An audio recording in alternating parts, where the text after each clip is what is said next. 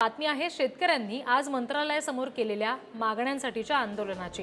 मंत्रालयाच्या अगदी प्रवेशद्वारावरच शेतकऱ्यांनी सोयाबीन फेकून आपल्या मागण्या मांडल्या। सोयाबीनला हमीभाव देण्याची मागणी या शेतकऱ्यांनी मांडली। ही दृश्य सध्या आपण बघतोय। कर्मचारी आहेत जे सगळे शेतकऱ्यांनी फेकलेला सोयाबीन आहे तो भरण्याचा प्रयत्न करतात। पोलिसांनी या आंदोलनकर्त्या शेतकऱ्यांना नंतर तिथून गेट समोरून हटकल्याची दृश्य सुद्धा आपण पाहू शकतोय। दरम्यान हे आंदोलन झाल्यानंतर विरोधकांनी मात्र सरकारवर हल्लाबोल केलाय। बघूया। सोयाबीनला आणि कापसाला भाव मिळावा याच्यासाठी आंदोलन आणि उपोषण करायचे तर ते नकली होतं का?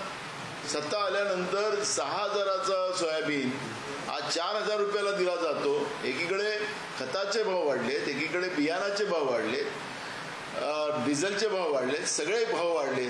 मग त्याप्रमाणे शेतकऱ्यांच्या शेतीमालांचा भाव वाढायला किंमत वाढायला पाहिजे होती, पण ती वाढवली गेली नाही।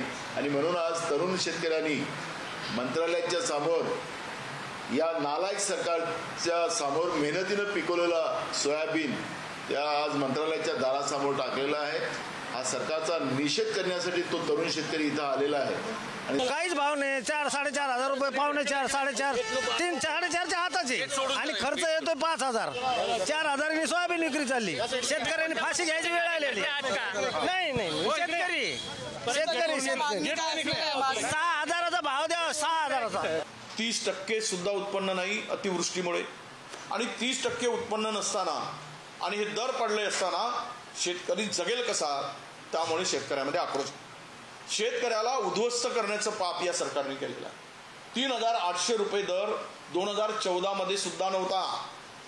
आज जर शेतकरी आक्रमक होत असतील, सोयाबीनला आग लावण्यापेक्षा या सरकारला खरं अर्थानं मंत्रालयाच्या खाली खेचून आणलं पाहिजे। त्या खुर्चीवर बसण्याचे लायकीचे राहिले नाही। महाराष्ट्राच्या शेतकऱ्याला सर्वाधिक आत्महत्या होण्याचं कारण काय असेल तर या सरकारची भूमिका आहे।